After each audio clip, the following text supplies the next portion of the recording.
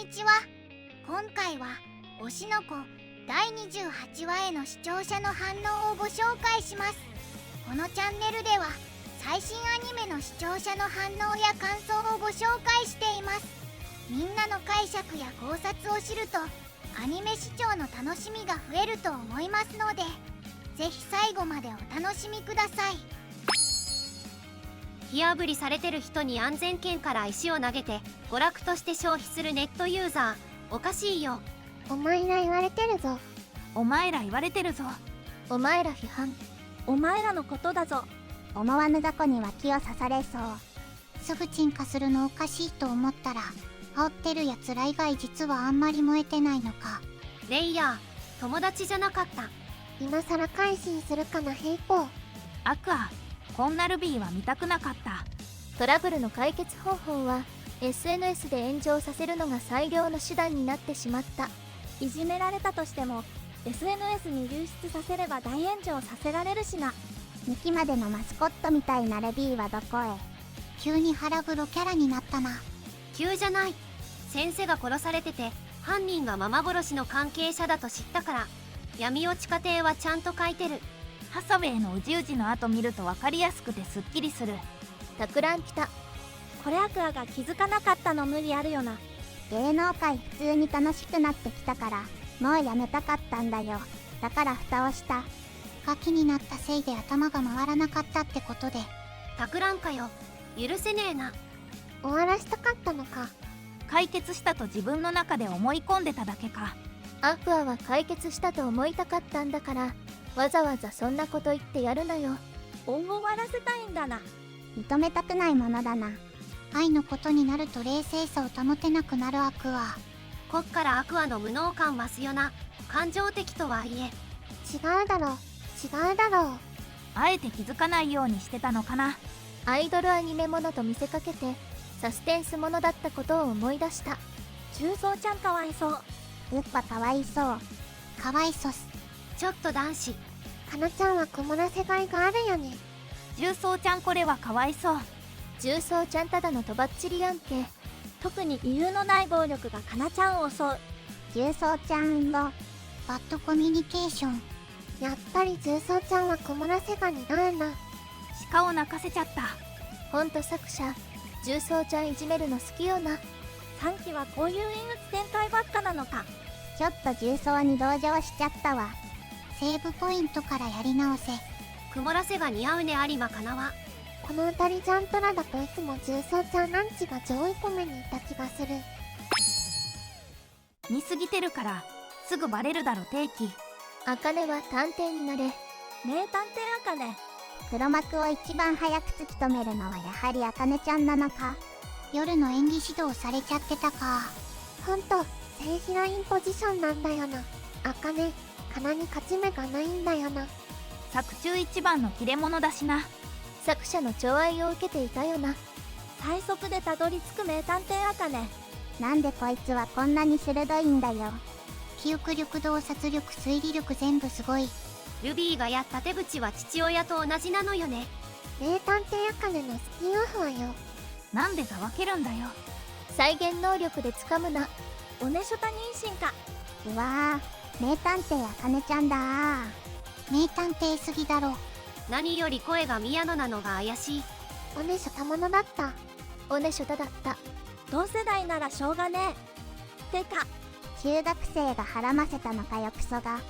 アウトじゃねえか。愛とししたくったのか。これが男女逆なら即業界追放。謎は全て解けた。茜ほんま探偵やな。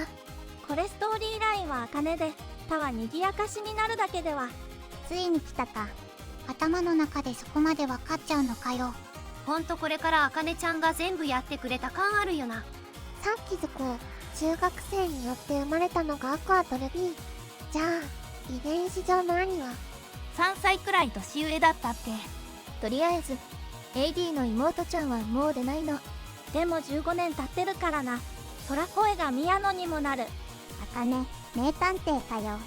名探偵すぎてこの後消されないか心配だよ。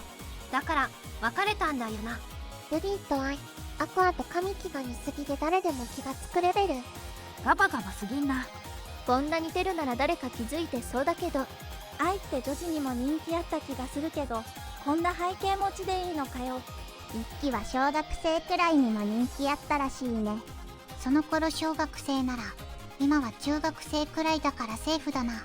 こんだけ似ててララライのおっさんらにも思わなかったのかな。作者の人、そこまで考えてないと思うよ。このペースだと再来週あたりかセーフかな。主人公より先に犯人に気づくって普通の推理ドラマなら死亡フラグなんだがね。なんで茜ってこんなに鋭い洞察力持ってるのにいじめられて自殺しようとしてたんや。今回の茜ちゃんの解説でようやく同じ DNA の仕組みが分かったおバカな俺。推しの古今期もおもろいやん。 2.5 次元より全然おもろいわな。話進むから。16歳と15歳で妊娠とか気色悪い要素ぶっこんできたな。15歳の父、15でアイドルはらませたのかよ。いや15歳の方が食われたのかも。15歳で托卵させるとは。父親の遺伝子強烈すぎだろ。逆にイボ系はあんまりなかったんだな。愛は16歳とかだっけ。恋愛としては普通かな。姫川の兄貴は4歳年上。つまり名探偵あかねちゃん、推理だけで全部答えにたどり着くじゃん。転生者でもなく医者でもないのに誰にも言われなくて気がつく偉い。アクアよりずっと賢いな。主人公より先に犯人に気づくって普通の推理ドラマなら死亡フラグなんだがね。アクア、はあはあ10年かかっても500万かけても愛を殺した父親が見つからない。アクア、せや、愛の知り合いだった鏑木 P ってやつに近づいて聞き出したろ。鏑木 P、愛は劇団ララライの誰かに出会ってから変わったよ。アクア、はあはあでもやっぱり見つからない。アカネ、ララライの昔の芝居のビデオに神聞いた。アクアくんとそっくり。この人犯人。キャラクターは完璧超人なんかじゃないし、物語も順序立てた筋道ってもんがあるのよ。社長がまず神木に全く気づかない時点でかなり変な話だからな。周囲にはララライイコーナに関わったって言われてんのに。アクアは自分が生まれるまでの愛のことを何にも知らないからめちゃくちゃ遠回りしたけど、社長は気づかん方がおかしいからな。メタ的なツッコミになるが、神木光とアクアがあそこまで似ていると誰か気づくだろうとは思ってしまう。ファンが気づくはず。こんだけ美少年ならば鮮烈に記憶にあり、アクアの子役時代の時に絶対に誰かが神木光の再来だと。アクアは要は芸能界で自分に似た人を探せばよかっただけ。なんでこの世にいないって思っているんだろう。産婦人科医なのに托卵の可能性を考えないのか。無意識に思考から外して復讐はもう終わったことにしたかった可能性が高い。アクアもやめたかったんだな。重曹ちゃん、あのままほったらかしもかわいそうだな。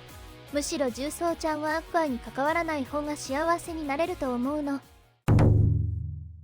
最後までご視聴いただきありがとうございました。皆さんのご感想や注目ポイント、考察などありましたらコメントで教えていただけると嬉しいです。このチャンネルでは最新アニメの視聴者の反応や感想をご紹介しています。ぜひチャンネル登録とグッドボタンをよろしくお願いします。それではまた次回の動画でお会いしましょう。